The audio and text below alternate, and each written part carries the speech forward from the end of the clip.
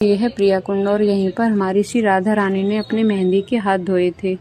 राधा रानी साल में एक बार आती हैं यहाँ पर।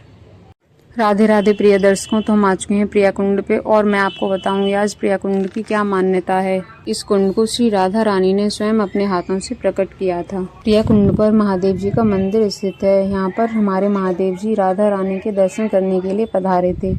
प्रातः काल यहाँ आकर विराजमान हो गए। किशोरियों के साथ राधा रानी जी यहाँ आई, तब भगवान शंकर ने किशोरी जी का दर्शन किया। इसी मंदिर में हमारे महादेव जी को चांदी की शिवलिंग के रूप में विराजमान किया गया है। यहाँ पर आपको श्री कात्यायनी माँ का मंदिर भी देखने को मिलेगा। आइए आपको बताते हैं प्रिया कुंड की मान्यता।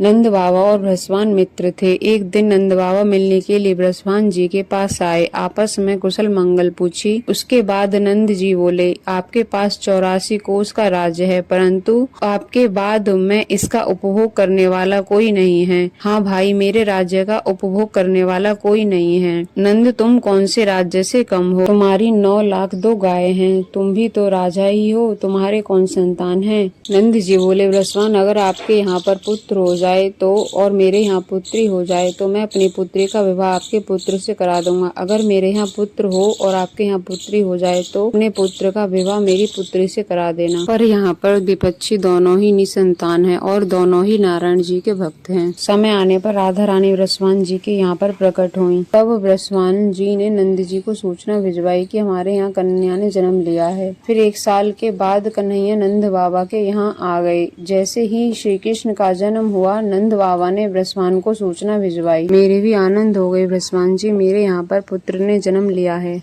तब तुरंत ब्रजवानु बरसाना वालों को लेकर गोकुल नंद जी के पास आए। नंद जी बरसाना से रोली और चावल लेकर आए। पालने में कन्हैया को देखा, वहां जाकर उनको आशीर्वाद दिया। तुरंत रोली निकाली, कन्हैया जी का तिलक किया और अक्षत छोड़े। नंद जी, मेरा और आपका संबंध पक्का हुआ। ब्रजवान जी लौटकर बरसाना आ गए। धीरे धीरे राधा रानी बड़ी हुई। राधा रानी अपनी गोपियों के साथ गाँव खेलने जाने लगी। तब कीर्ति को मालूम हुआ कि राधा रानी गोपियों के साथ गाँव खेलने जाने लगी हैं, तो मैया ने राधा रानी को बुलाया। बेटी, तू सखियों के साथ खेलने के लिए जाती है, कहीं नंदगांव खेलने के लिए मत चली जाना। परंतु कीर्ति ने राधा रानी को यह बात नहीं बताई कि तेरा संबंध नंदगांव में पक्का हो गया है। एक दिन भूल से राधा रानी नंदगांव चली गयी। गोपियों के साथ खेलते खेलते यशोदा को मालूम हो गया ब्रजवान नंदिनी आई है, अभी विवाह नहीं हुआ, उससे पहले मेरे घर बहू आ गई। मैया दौड़कर द्वार पर गयी, किशोरी जी को गोद में उठाया और भवन ले गईं और सारे गोकुल गोपियों को बुलाया। खूब गाना बजाना किया और फिर गोद भर दी। पूरा सुहाग का सामान सब दे दिया, झोली भर दी, मेहंदी उनके हाथों पर रचाई। जब राधा रानी को नंद बाबा यशोदा जी ने जो सामान दिया उसको लेकर रास्ते में लौटी। जब ध्यान आया कि मैया ने कहा था, बेटी तू भूल से भी नंदगांव मत जाना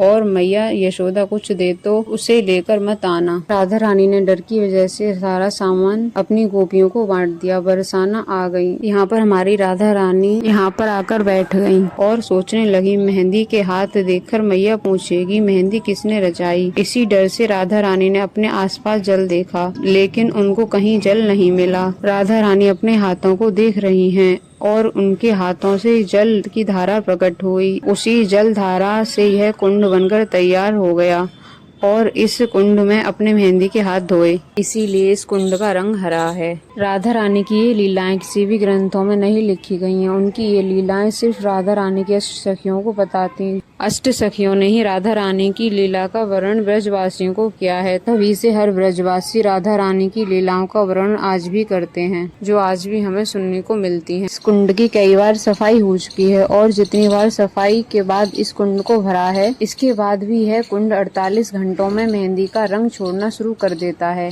इस कुंड की यही मान्यता आज भी बनी हुई है। यहाँ पर हर वृक्ष की शाखाएं नीचे को झुकी हुई हैं, जैसे ब्रज भूमि को प्रणाम कर रही हूँ। कुंड पर भादों के शुक्ल पक्ष की द्वादशी के दिन पहले ही रासलीला होती है। उसके बाद यहाँ पर नौका विहार होती है। हरियाली तीज को यहाँ पर नौका विहार कराई जाती है, जिसमें राधा कृष्ण जी को बिठाया जाता है। इस कुंड में पूरे 1 घंटे तक नौका विहार लीला कराई जाती है। आइए आपको बताते हैं ये कुंड बरसाना मंदिर से से कितनी दूरी पर है। प्रिय दर्शकों, आप राधा रानी के दर्शन करके नीचे सीढ़ियों पर आएंगे तो 500 कदम की दूरी पर ये प्रिया कुंड है, जो आप किसी भी ब्रजवासी से पूछकर यहाँ पर पहुँच सकते हैं। राधे राधे प्रिय दर्शकों, मैंने इस प्रिया कुंड की आपको सारी लीला सुनाई जो मुझे ब्रजवासियों के पंडितों से सुनने को मिली। इस वीडियो के माध्यम से आपको इस कुंड के संपूर्ण दर्शन कराए। ऐसे ही मथुरा वृंदावन के और रहस्य जानने के लिए मेरे चैनल को सब्सक्राइब एंड शेयर करें। जय श्री राधे कृष्ण मेरे प्रिय दर्शकों, मिलते हैं नेक्स्ट वीडियो में।